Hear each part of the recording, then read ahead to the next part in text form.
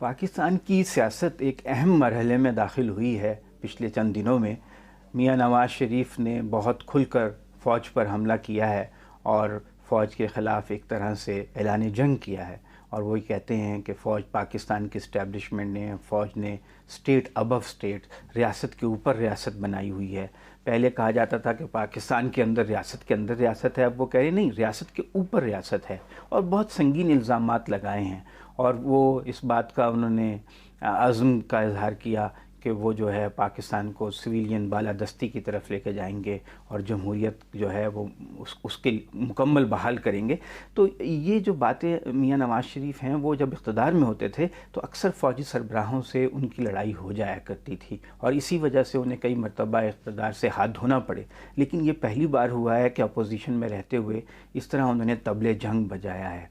تو اس کے پاکستانی سیاست پہ کیا اثرات ہوں گے، اور یہ آئندہ پاکستان کی سیاست کیا رخ اختیار کرے گی، یہ ہمیں دیکھنا ہوگا۔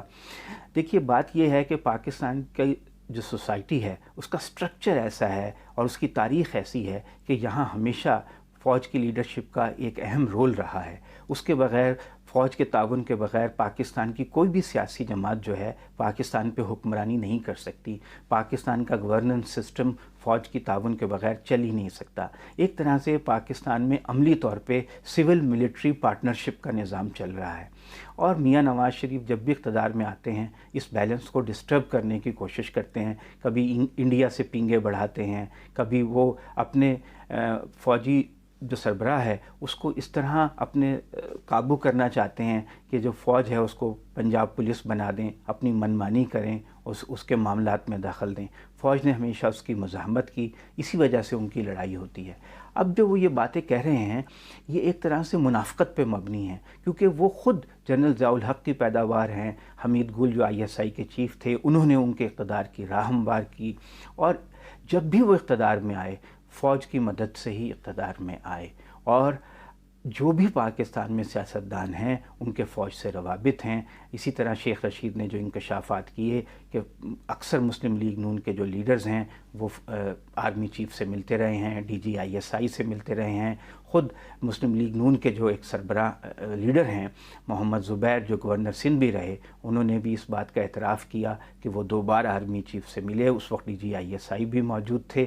اور اب یہ بظاہر عوام میں یہ ظاہر کرنا کہ ہم جو ہیں وہ فوج کے عمل دخل کے خلاف کو بہت بڑے تحریک چلانے جا رہے ہیں، اور دوسری طرف فوج کے لوگوں سے مذاکرات کرنا، اصل بات یہ ہے کہ پاکستان کے سیاستدان ہمیشہ اقتدار سے باہر نہیں رہنا چاہتے۔ جو بھی پارٹی سیاست اقتدار میں آتی ہے اس کے خلاف یہ سازشیں شروع کر دیتے ہیں، اور جا کر فوج کی منت سماجت شروع کر دیتے ہیں کہ آپ اسے ہٹائیں، ہمیں اقتدار میں لے کر آئیں، اور ان سے ساز باز کر کے یہ اقتدار حاصل کرتے ہیں۔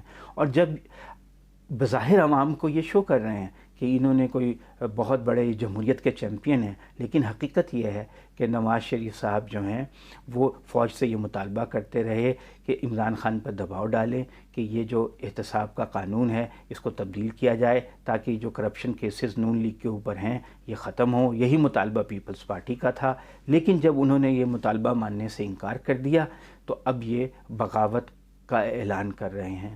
میرا خیال ہے کہ میاں نواز شریف کے اس اعلان سے خود نون لیگ کے بہت سے لیڈرز جو ہیں وہ خوش نہیں ہیں۔ نون لیگ جو ہے زیادہ تر اس میں ایسے لوگ ہیں جس میں روایتی سیاستدان ہیں، وہ نہیں چاہتے ہیں کہ پاکستان کی ریاست کے ساتھ محاذ آرائی کریں۔ تو آنے والے دنوں میں ہم دیکھ سکتے ہیں کہ نون لیگ کے اندر بہت سے جو ارکان قومی اسمبلی ہیں، ارکان صوبائی اسمبلی ہیں، وہ اپنا الگ ایک گروپ بنا سکتے ہیں، آپ فارورڈ بلاک کہہ لیجئے، اور وہ اپنے آپ وہ خود کو نواز شریف سے جو ہے اس سے لا تعلقی کا اعلان کریں گے۔ بہرحال جو بھی ہے، اس وقت نواز شریف صاحب جو ہیں وہ جمہوریت کے بڑے چیمپئن بن کر ابھرے ہیں، اور مزے کی بات یہ ہے کہ جو پاکستان میں میڈیا میں، NGOز میں، دانشور طبقے میں انڈین لابی ہے، جو پرو انڈیا سمجھے جاتے ہیں اور جو پرو امریکہ سمجھے جاتے ہیں، وہ بہت زیادہ شد و مت کے ساتھ نواز شریف کو سپورٹ کر رہے ہیں۔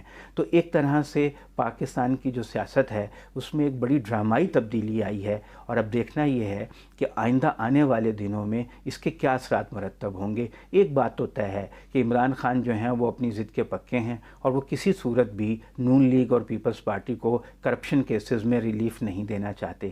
کیا یہ سیاسی بے یقینی کا ماحول جو ہے زیادہ دیر تک قائم رہ سکے گا اور یہ سسٹم چل سکے گا؟ اگر یہ مہاجرائی بڑھے گی تو کیا پورا سسٹم ہی بیٹھ جائے گا؟ اس کا اندازہ جو ہے دسمبر جنوری تک ہو جائے گا۔